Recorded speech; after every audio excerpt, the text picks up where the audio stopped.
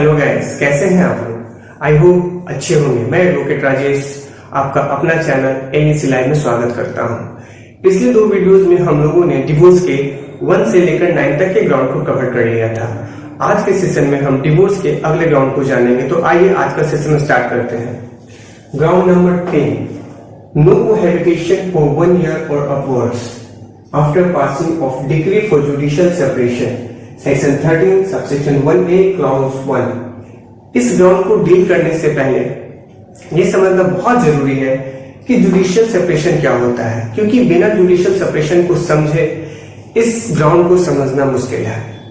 Hindu marriage act 1955 का section 10 judicial separation को deal करता है, जिसका हिंदी होता है न्यायिक पृथक्करण।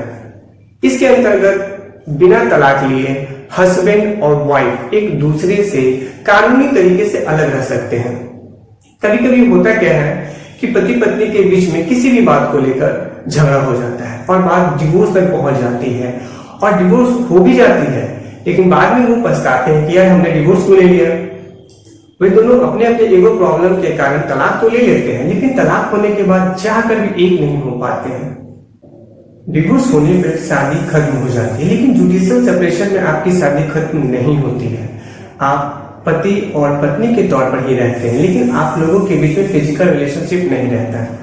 आप लोग अलग अलग रहते हैं, चाहे आप एक घर के अंदर ही रहें या अलग अलग घर में रहें। इट मीन्स आप लोग अलग अलग रहते हैं और आपके बीच में फिजिकल रिलेशनशिप नहीं होता है, बाकी आप पति पत्नी ही रहेंगे। डिवोर्स के बाद हम दूसरी शादी कर सकते हैं, लेकिन जुडिशियल सेपरेशन में हम दूसरी शादी नहीं कर सकते हैं, और अगर आप करेंगे तो बाइगेमी का पनिशमेंट है, मतलब बिना तलाक दूसरी शादी करना, जिसमें 7 साल तक की सजा है। जुडिशियल सेपरेशन का मेन मोटो है कि इसमें आपको समय मिल जाता है जिससे आप रिकॉन्सिल कर सके और अपने रिश्ते को ठीक कर सके। यदि फिर भी आपका रिश्ता ठीक नहीं चल रहा है तो आप डिसीजन ले सकते हैं और इस रिश्ते को डिवोर्स के माध्यम से पूरी तरह खत्म कर सकते हैं। जुडिशियल सेपरेशन को आप डिवोर्स के पहले की प्रक्रिया समझ सकते हैं।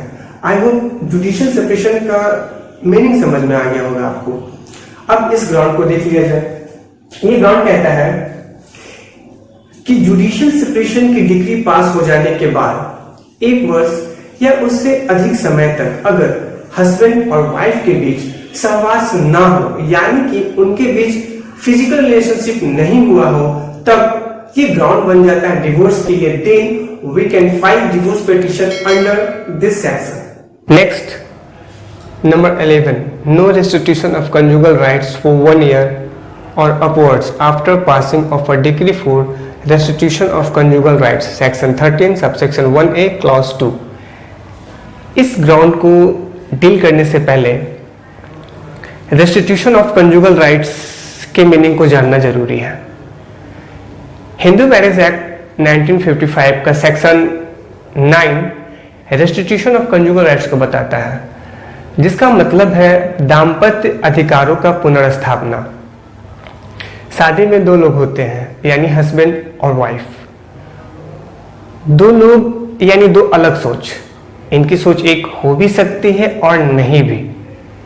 जब हस्बैंड की सोच वाइफ से अलग हो और वाइफ की सोच हस्बैंड से अलग हो और बिना किसी कारण ये दोनों एक दूसरे से अलग हो, अब इसके रीजनेबल काउज हो भी सकते हैं और नहीं भी। अगर इसके रीजनेबल काउज नहीं है फिर भी ये दोनों एक दूसरे से अलग रह रहे हैं, एक दूसरे की सोसाइटी से अपने आप को अलग कर लिया है, विड्रॉ कर लिया है, चाहे पति ने या पत्नी ने, इसका मतलब कंजुगल जो राइट्स होते हैं हस्बैंड और वाइफ के पास, अब वो एक दूसरे के साथ रहना नहीं चाहते, एक दूसरे के साथ कोहैबिटेशन करना नहीं चाहते। तो ऐसे पार्टिकुलर केस में अगर स्पाउस यानी हस्बैंड या वाइफ किसी भी कारण के बिना अलग रहने लग गया है, तो जो दूसरा स्पाउस है वो डिस्ट्रिक्ट कोर्ट में जाकर के पिटीशन दायर कर सकता है या कर सकती है कि मेरा हस्बैंड या मेरी वाइफ ये बिना किसी काउज के, बिना किसी रीजनेबल एक्सक्यूज के मुझसे अलग रहने लग गए हैं और मैं चाहता हूं या मैं चाहती हूं कि अब मैं इनके साथ रहूं। तो ये जो पिटीशन फाइल किया जाएगा ये कहलाएगा रेस्टिट्यूशन ऑफ कंजुगल राइट्स। अब ग्राउंड नंबर 11 को आसानी से समझा जा सकता है। रेस्टिट्यूशन ऑफ कंजुगल राइट्स की डिक्री पास हो जाने के बाद 1 वर्ष या उससे अधिक समय तक अगर पति और पत्नी के बीच दाम्पत्य जीवन या वैवाहिक जीवन सही नहीं है, तब ये ग्राउंड बन जाएगा डिवोर्स के लिए और इस बेसिस पे हम डिवोर्स फाइल कर सकते हैं। हिंदू मैरिज एक्ट में कुछ एडिशनल ग्राउंड भी दिए गए हैं जो कि सिर्फ महिलाओं के लिए है, यानी इसके पहले जो ग्राउंड्स हम लोगों ने पढ़ा वो ग्राउंड दोनों के लिए है, पति और पत्नी दोनों के लिए। इसके अलावा यहाँ पे कुछ और ग्राउंड्स हैं जिसमें सिर्फ और सिर्फ पत्नी ही डिवोर्स के लिए पिटीशन फाइल कर सकती है। तो आइए एक एक करके इसे भी देख लिया जाए। नंबर 1, बिगमी या bigamy, section 13 subsection 2 clause 1। Bigamy it means द्विविवाह। यदि पत्नी के जीवित रहते हुए पति ने दूसरी शादी कर ली है तब वाइफ इस ग्राउंड के बेसिस पे डिवोर्स का पिटीशन फाइल कर सकती है। Next is guilty for rape, sodomy, bestiality, section 13 subsection 2 clause 2। यदि पति पर बलात्कार, गुदा मैथुन यानी लौंडेबाजी या पशुगमन मतलब पशु के साथ संभोग करना, इनमें से किसी भी मामले में सजा हुई हो या उसका दोषी पाया जाता है तो ये भी एक ग्राउंड हो जाता है जिस आधार पर पत्नी अपने पति से तलाक ले सकती है। Next is number 3, Hindu adoption and maintenance act 1956, section 18 और section 125 of CrPC, section 13 subsection 2 clause 3। यदि वाइफ के फेवर में मेंटेनेंस बंधी हुई है या तो section 18 of Hindu adoption and maintenance act यानी हिंदू दत्तक ग्रहण एवं भरण पोषण अधिनियम 1956 के तहत या सेक्शन 125 सीआरपीसी के प्रोविजन के तहत। यदि कोर्ट ने वाइफ के फेवर में मेंटेनेंस की डिक्री या ऑर्डर दिया है और हस्बैंड को डायरेक्शन मिला है कि वो अपनी पत्नी को मेंटेनेंस दे, तो जिस दिन से ये मेंटेनेंस का ऑर्डर या डिक्री हुआ है उस दिन के बाद से यदि हस्बैंड और वाइफ के बीच 1 साल या उससे अधिक समयावधि तक अगर उनके विश्वास नहीं हुआ है, कोहैबिटेशन नहीं हुआ है, उन्होंने साथ रहना शुरू नहीं किया है, तब ये ग्राउंड बन जाता है डिवोर्स का जो कि सिर्फ वाइफ के लिए है। Next is repudiated her marriage, section 13 subsection 2 clause 4।